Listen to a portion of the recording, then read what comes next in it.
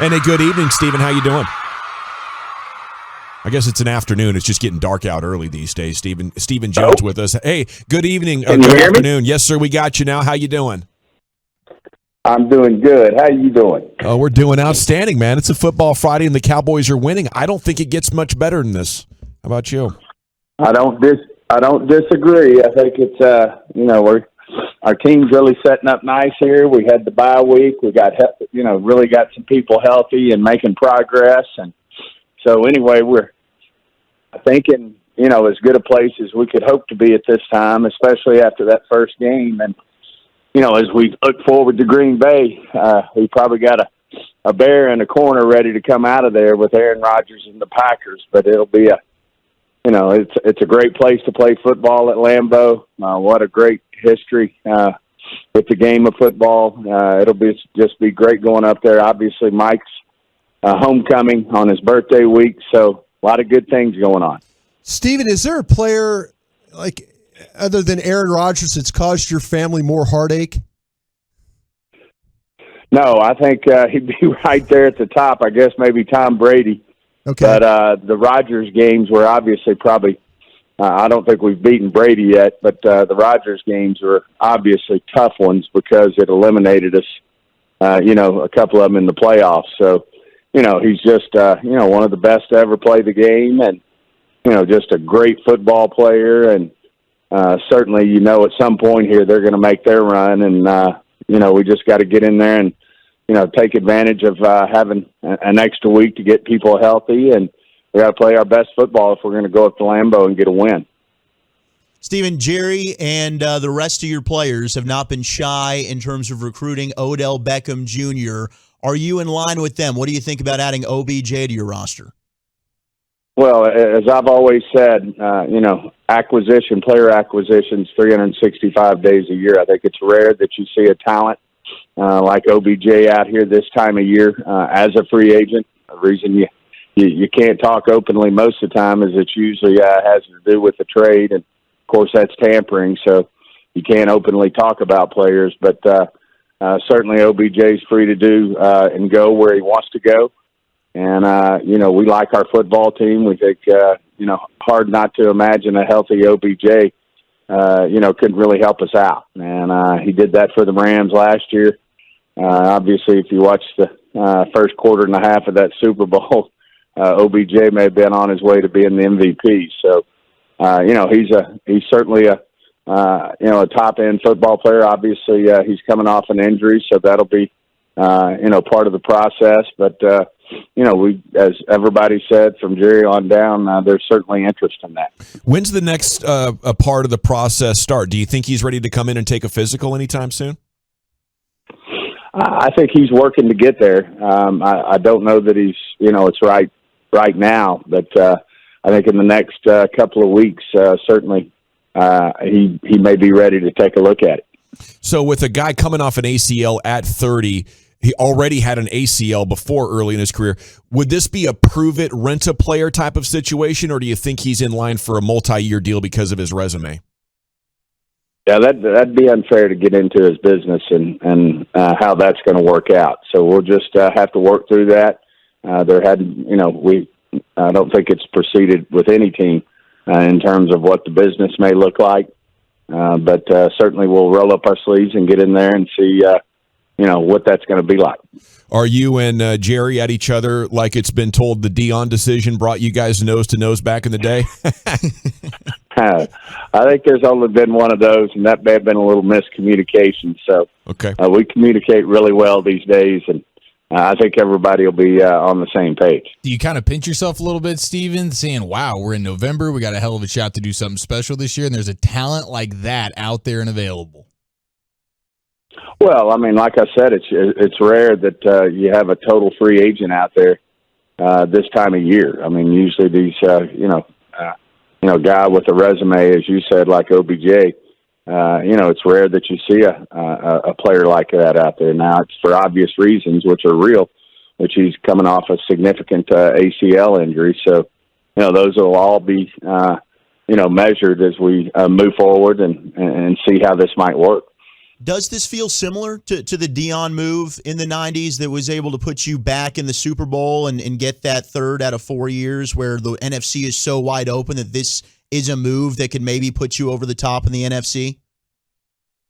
You know, they're different in the fact that Deion was in the off season. I mean, we were, negotiating the deal with, with him. That was, it was going to be a long-term deal. He was a player, that was in his prime in terms of his age and that type of thing, and he was healthy. So, that was something that was different than this situation where you got OBJ, who's obviously an amazing talent with an amazing resume, but certainly coming off an injury and, not quite ready to go yet. And so they're different, but I can see where, anytime you get to add a player with a resume like these type of players, then it's certainly something you got to take a long, hard look at.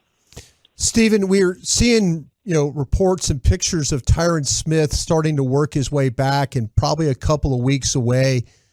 Have there been some discussions about when he becomes available, how you might proceed, or is it one of those things it's like you said, we're just going to wait and give it a couple of weeks and then we'll make that decision when we get there?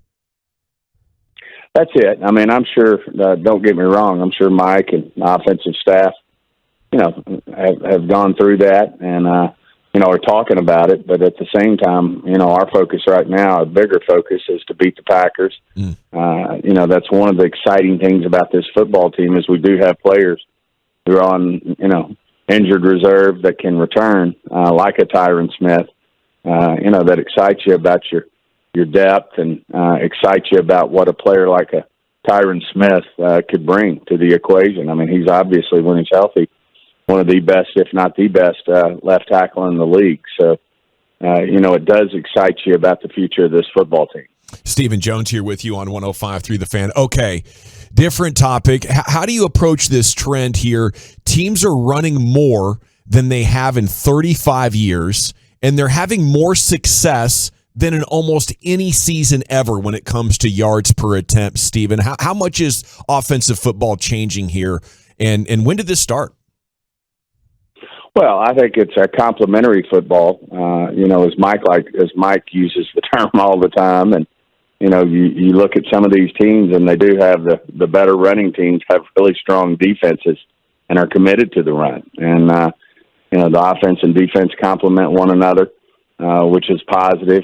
But the other thing I would say, I think really, if you look at some of the teams that really do it well, they have very athletic quarterbacks, and when you have to count for all 11 on the field, it makes it a lot more difficult than defense used to be when, pretty much all the quarterbacks in the league were more, pocket passer types, and you didn't have to account for them as a runner. Now with, the game evolving, you're seeing these great athletes that can, run the ball, run it well, and do it consistently. Certainly we played against one of those guys, who gave us fits the other day with the Bears in Fields. And, they're one of the top running teams in the league. And, the reason I think the attempts the yards per attempt are up is because you do got to count for, the quarterback as a runner, and that's a challenge. Certainly have another challenge this Sunday with a good running team in Green Bay. It was good to see big Jonathan Hankins against the Bears. The trade that you made there should see Damone Clark, the rookie. How confident are you that this run defense will get better the second half of the season? I'm confident. I think we got one of the best in the business in Dan Quinn as our coordinator.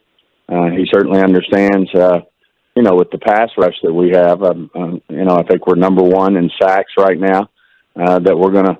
To negate that rush, people are going to want to run the football. And we've got to continue to, have our gap integrity to, be disciplined on the defensive side of the ball and not just be thinking about getting the pressure and getting the sack. As a lot of our guys, as you see, when the lights come on, these guys are coming. And so some of that will, just being more disciplined. But I do think Dan will get this done and get it ingrained in them, and I think we'll continue to improve. How confident are you that Zeke should play? I think that's a to be determined. Certainly, we're working with him this week. He's been out at practice. At the same time, we've got to, we've got to protect Zeke from Zeke. I mean, he's a fierce competitor. He wants to be out there for his team, but we also, want to do what's in his best interest in terms of, him being able to play, for the full season here and not have a setback. So we'll just measure that. We'll see how he, more than likely be a game time type decision, and we'll see where we go. What do you hear from the league about Micah Parsons being held all the time? I think a lot of it, there's so much attention on Micah, not only the opposing team's offense, but our fans. I mean, I catch myself just wanting to watch Micah on every play. And certainly he's one of those players that causes that kind of attention. And when you focus on one guy, you see, all the ways they're trying to protect their quarterback and, do things to negate his productivity. So, but, in general, I think our officials do a great job. It's a very difficult job in terms of what they're asked to do, but I think in general they do it well.